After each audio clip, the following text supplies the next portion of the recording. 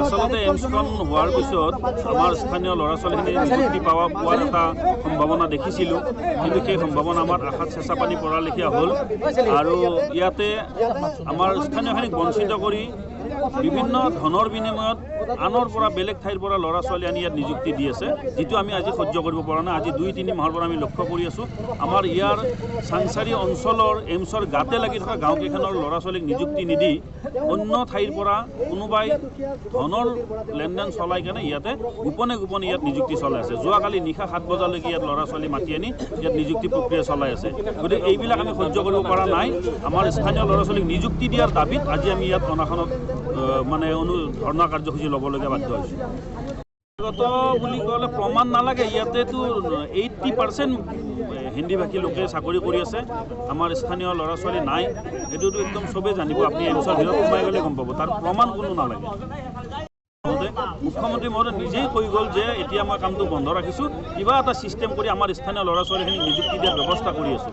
তেনেকৈ কোৱাৰ পিছতো আমি ধৈৰ্য ধৰি বহি থাকিলোঁ, কিন্তু এতিয়া গম পাইছোঁ গোপনে মুখ্যমন্ত্ৰী মহোদয়ৰ নিৰ্দেশক অৱমাননা কৰি নিযুক্তি প্ৰক্ৰিয়া অব্যাহত ৰাখিছে।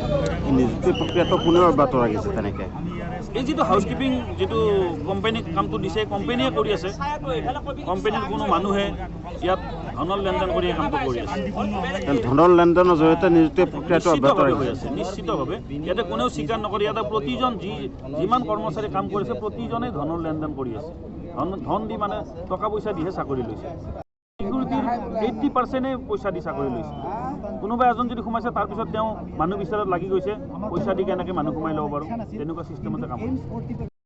মুখ্যমন্ত্ৰী মাননীয় হিমন্ত বিশ্ব শৰ্মা ডাঙৰীয়াই যিটো সময়ত ধনৰ লেনদেন নোহোৱাকৈ চাকৰি দিয়াৰ ব্যৱস্থা কৰিছে, সেই সময়ত তেখেতৰ সমষ্টিতে এনেকুৱা ধৰণৰ এইমছৰ দৰে প্ৰতিষ্ঠানত ধনৰ লেনদেন কৰি চাকৰি দি আছে। এইটো আমি ডিচিকো অৱগত কৰিছোঁ, ডিচি মহোদয়ক অৱগত কৰিছোঁ, আমাৰ মুখ্যমন্ত্ৰী মহোদয় ওৱাছডি ডাঙৰীয়া হিমন্ত চৌধুৰী ডাঙৰীয়াক অৱগত কৰিছোঁ। কিন্তু এইমছ কৰ্তৃপক্ষই কি ধৰণে এইবিলাক চকু কাণ নিদিয়াকৈ কাম চলাই আছে এইটো আমি জ্ঞাত নহয়। কিন্তু তেওঁলোকে কোনো ধৰণৰ আমাৰ দাবীক মানে তেওঁলোকে নামানি তেওঁলোকে নিজৰ মহিমতালিত ইয়াতে মানে বেপাৰ চলাই আছে।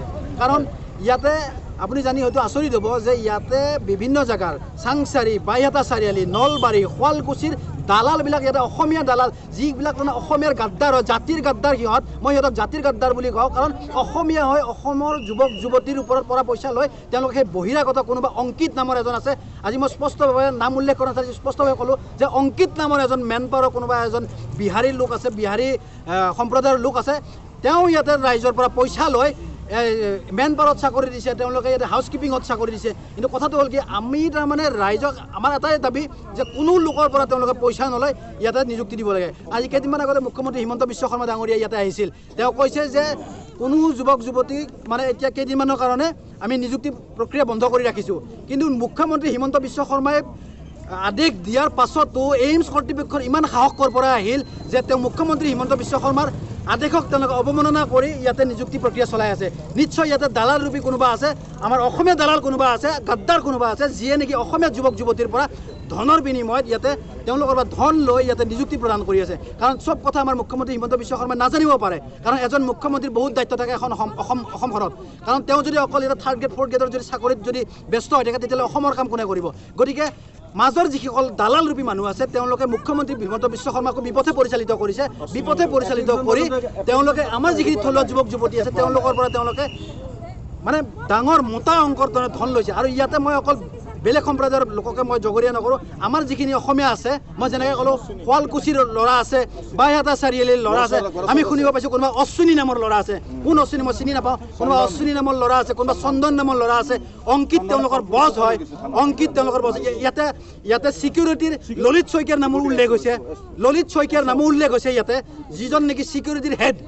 আমাৰ হাতত নাম আছে তেনেকৈ। কিন্তু আমি কথাটো কৈছোঁ যে আমি বিভাগীয় কৰ্তৃপক্ষ তথা আমি প্ৰশাসনকো আমি দাবী জনাইছোঁ যে ইয়াৰ ওপৰত এটা উচ্চ পৰ্যায়ৰ তদন্ত হ'ব লাগে, উচ্চ পৰ্যায়ৰ তদন্ত হ'ব লাগে যে কোন কোন জড়িত হৈ আছে, ইয়াত কি কাৰণত ইয়াতে ধনৰ বিনিময়ত ইয়াতে নিযুক্তি প্ৰদান কৰি আছে। কাৰণ এখন সৰ্ববৃহৎ এখন কেন্দ্ৰীয় চৰকাৰৰ এখন প্ৰতিষ্ঠান হয়, ইয়াতে কেনেকৈ তেওঁলোকে ধনৰ বিনিময়ত ইয়াতে তেওঁলোকে নিযুক্তি দিব পাৰে, ক'ত তেওঁলোকে ইমান সাহস পালে, আৰু চাংচাৰীৰ নিচিনা জেগাত কোনো বহিৰাগত আহি ইয়াতে কেনেকৈ নিযুক্তি দিব পাৰে ধনৰ বিনিময়ত। তো গতিকে আমি এটা কথাই দাবী জনাইছোঁ, আমাৰ আজি দাবী এইটো হ'ল যে আমাৰ যি কামৰূপ জিলা প্ৰশাসন DC মহোদয় আছে, তেওঁ আজি আহি ইয়াতে আমাক জনাব লাগে।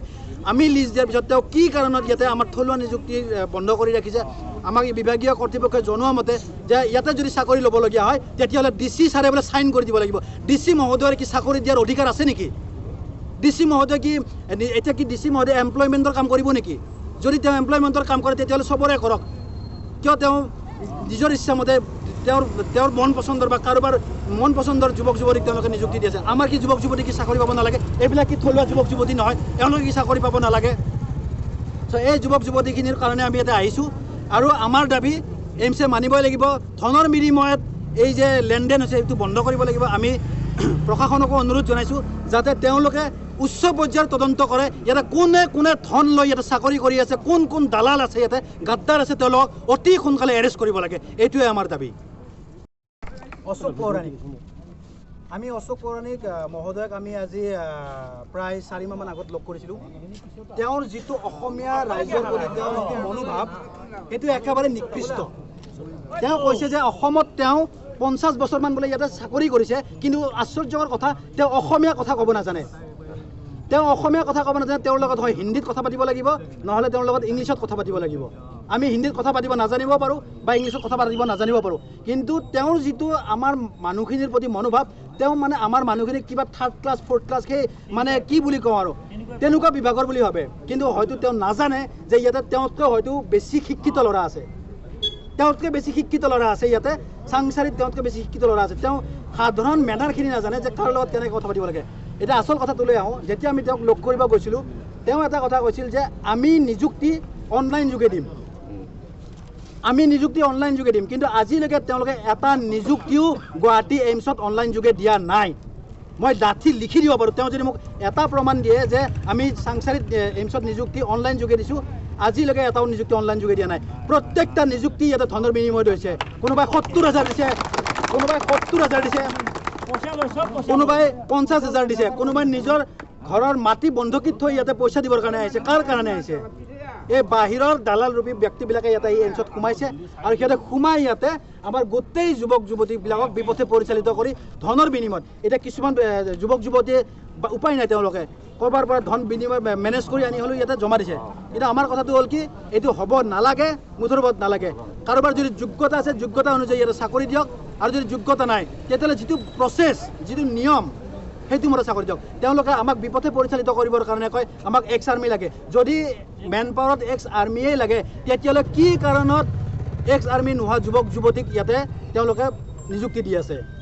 হাউচকিপিঙত তেওঁলোকক ট্ৰেইনিং লাগে বুলি কয়, কি কাৰণত? আমি আপোনালোকক প্ৰমাণ সৈতে দিব পাৰোঁ। তেওঁলোকে কিবা পইচাও কাটে ইয়াতে। তো গতিকে ৰাইজৰ ইয়াতে বহুত আপত্তি আছে, আনকি ইয়াতে ভিতৰত চাকৰি কৰি থকা মানুহৰো আপত্তি আছে সিহঁতৰ। এইমছখনত কোনো ধৰণৰ তেওঁলোকে তাৰমানে কোনো ব্যৱস্থাই নাই ইয়াতে। গতিকে আমাৰ এটাই দাবী, পইচাৰ বিনিময়ত নহয়, যোগ্যতাৰ বিনিময়ত চাকৰি হ'ব লাগে, আমাৰ থলুৱা নিযুক্তি হ'ব লাগে। কাৰণ ইয়াতে আমাৰ ৰাইজৰ মাতি গৈছে। আজি কেইদিনমান আগতে আপোনালোকে ইয়াতে দেখিছে এভেকশ্যন হৈছে। এই এভেকশ্যন হৈছে ইয়াতে ম্যাদী পট্টাৰ মাটিত এভেকশ্যন হৈছে। এইমছ কৰ্তৃপক্ষৰ হেঁচাত মুখ্যমন্ত্ৰী মহোদয়ক বিপথে পৰিচালিত কৰি এইমছ কৰ্তৃপক্ষই ইয়াতে মাটিৰ তেওঁলোকে বেদখল কৰি ম্যাদী মাটি, এয়া কোনো চৰকাৰী ভূমিত তেওঁলোকে থকা নাছিল। আজি তাৰমানে তেওঁলোকৰ মই মতালি ইয়াতে যিজন ডাইৰেক্টৰ আছে, তেওঁৰ তাৰমানে একনায়কত্ববাদ চলিছে ইয়াতে। মই জানামতে তেওঁৰ সহধৰ্মিনীৰো কিবা ইয়াতে আছে, কিমান সত্য মই নাজানো, মই শুনিছোঁহে মাত্ৰ, মোৰ এটা তথ্য নাই। তেওঁৰ সহধৰ্মিনীও কিবা এটা ইয়াতে ডিপাৰ্টমেণ্ট চলাই আছে, আৰু সেই ডিপাৰ্টমেণ্টটোৰ থ্ৰুদিও বহুতো কেলেংকাৰীও হৈ আছে আমি গম পোৱা মতে। গতিকে ইয়াতে ছিকিউৰিটিত পইচা লৈ নিযুক্তি হৈ আছে, হাউচকিপিঙত পইচা লৈ নিযুক্তি হৈ আছে। ইয়াতে মানে যিটো আপোনাৰ এই বাগানত কাম কৰা মানুহটোক ইয়াতে পইচা দি নিযুক্তি ল'ব লগা হৈছে, আৰু ইয়াৰে মানে ইন্ধন যোগাইছে আমাৰ অসমীয়া কেইজনমান গাদ্দাৰে, আমাৰ অসমীয়া কেইজনমান শত্ৰু, সিহঁত জাতিৰ গাদ্দাৰ, আৰু সিহঁত আমাৰ চিনাক্ত হৈছে। সিহঁতক আমি বহিষ্কাৰ কৰিব লাগে। কোনোবা শুৱালকুছিৰ, কোনোবা নলবাৰীৰ, কোনোবা চাংচাৰীৰ, কোনোবা গড়েশ্বৰৰ, এইবিলাকক আমি চিনাক্ত কৰি বহিষ্কাৰ কৰিব লাগে তেওঁলোকক। আৰু ৰাইজে যদি তেওঁলোকৰ ওপৰত প্ৰশাসনে যদি বিহিত ব্যৱস্থা নলয় তেতিয়াহ'লে ৰাইজে বিহিত ব্যৱস্থা ল'ব ইয়াৰ পৰা। পৰৱৰ্তী পদক্ষেপ কি হ'ব আপোনালোকৰ? আমাৰ পৰৱৰ্তী পদক্ষেপ কি, আজি আমি আহিছিলোঁ, আমি আজি কেইজনমান প্ৰতিনিধিহে আহিছিলোঁ ইয়াতে। আহি ইয়াতে আমি তেওঁলোকৰ লগত কথা পাতিব গৈছিলোঁ। কথা পাতিব যাওঁতে তেওঁলোকে এটা কথাই কৈছে যে আমাক DC মহোদয়ে লিষ্ট দিছে, আমি সেই লিষ্ট মতে কাম কৰিম। এতিয়া DC মহোদয়ে গম পায় নেকি চাংচাৰীত কিমানজন নিবনুৱা আছে? DC মহোদয়ে গম পাব লাগে যে চাংচাৰীত কিমানখন দলং বেয়া হৈ আছে, কিমানখন স্কুলত ইলেক্ট্ৰিচিটি নাই। DC মহোদয়ৰ কাম সেইটো। এতিয়া যদি DC মহোদয়ে যদি চাংচাৰীত কাৰ ঘৰত কিমানটা নিবনুৱা আছে DC মহোদয়ে গম নাপায়, এতিয়া DC মহোদয়ে কাৰ হেঁচাত কৰিছে সেইটো মই নাজানো। যদি কাৰোবাৰ হেঁচাত কৰিছে তেতিয়াহ'লে একেবাৰে গৰিহণাৰ যোগ্য, আৰু যদি হেঁচাত কৰা নাই তেতিয়াহ'লে ৰাইজৰ লগতো আলোচনা কৰি আমাৰ যুৱক যুৱতী কোন কাৰ ঘৰত কোনজন উপযুক্ত যুৱক আছে তেওঁলোকে নথি পত্ৰখিনি ল'ব লাগিছিল। কাৰণ ইয়াতে আৰম্ভণিৰ পৰাই কষ্ট আমি কৰিছোঁ, গোটেইখিনি যুৱক যুৱতীৰ নিযুক্তিৰ কাৰণে কষ্ট আমি কৰিছোঁ, জংঘল আমি চাফা কৰি দিছোঁ। এতিয়া কোনোবাই বেলেগে আহি এটা কঠীয়া ৰুব আহিছে, এতিয়া সেই কঠীয়াটো আমি নিদিওঁ। আৰম্ভণিৰ পৰাই ধনৰ বিনিময়ত চাকৰি হৈ আছে, আৰু ইয়াৰ তথ্য আমাৰ হাতত আছে। ইয়াৰ যে ধনৰ বিনিময়ত চাকৰি হৈ আছে ইয়াৰ তথ্য আমাৰ হাতত আছে। কিন্তু ইয়াৰ তথ্য আমি এইমছক কেতিয়াও নিদিওঁ, এইকাৰণে নিদিওঁ এইমছ আইন নহয়। এইমছত আজি ডাইৰেক্টৰ তেওঁ চাকৰিহে কৰি আছে, তেওঁ কিন্তু প্ৰশাসন নহয়। আমি তথ্য প্ৰশাসনক দিম। তেওঁ বিচাৰি আছে যদি আপোনাৰ হাতত কিবা তথ্য আছে আমাক দিয়ক, আমি তেওঁলোকক তথ্য নিদিওঁ। আছে আমাৰ তথ্য, আমি তথ্য সযতনে ৰাখিছোঁ। আমি এই তথ্য মুখ্যমন্ত্ৰী মহোদয়কো প্ৰদান কৰিম, এই তথ্য আমি SP মহোদয়কো প্ৰদান কৰিম, এই তথ্য আমি DGP মহোদয়কো প্ৰদান কৰিম। গতিকে আমাৰ কথাটো হ'ল কি, আমি তথ্য দিম, আৰু এওঁলোকৰ ওপৰত মই কৈছোঁ, আমাৰ দাবী সেইটো, এওঁলোকৰ ওপৰত উচ্চ পৰ্যায়ৰ তদন্ত হ'ব লাগে যে ইয়াত অসমত আহি তেওঁলোকে অসমীয়াৰ পৰা পইচা লৈ ইয়াতে বহিৰাগতই কেনেকৈ বেপাৰ চলাই থাকিব পাৰে। তো এই বেপাৰ বন্ধ হ'ব লাগিব। আৰু আপোনালোকৰ মাধ্যমেৰে আমি সকলো অসমীয়াকে জনাব বিচাৰোঁ যে আপোনালোকৰ বিভিন্ন জেগাত য'তে অনা অসমীয়া আছে তেওঁলোকৰ যাতে এই কৰাপশ্যন বন্ধ হ'ব লাগে, এইটো আমাৰ দাবী।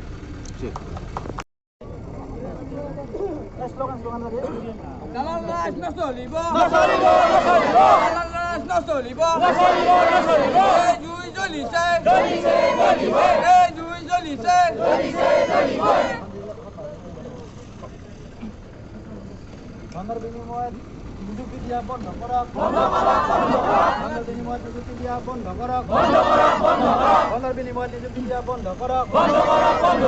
জয় অসম, জয় অসম, জয় অসম, জয় অসম, ইনকলাব জিন্দাবাদ।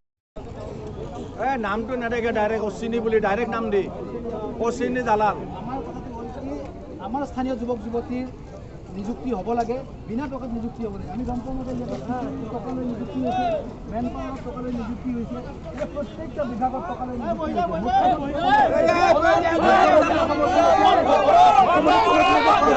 ধনৰ বিনিময়ত চাকৰি দিয়া বন্ধ কৰক, ধনৰ বিনিময়ত চাকৰি দিয়া বন্ধ কৰক, ধনৰ বিনিময়ত চাকৰি দিয়া বন্ধ কৰক, দালাল ৰাজ বন্ধ কৰক, দালাল ৰাজ বন্ধ কৰক, দালাল ৰাজ বন্ধ কৰক, ধনৰ বিনিময়ত চাকৰি দিয়া বন্ধ কৰক, আমাৰ দাবী মানিব লাগিব, আমাৰ দাবী মানিব লাগিব।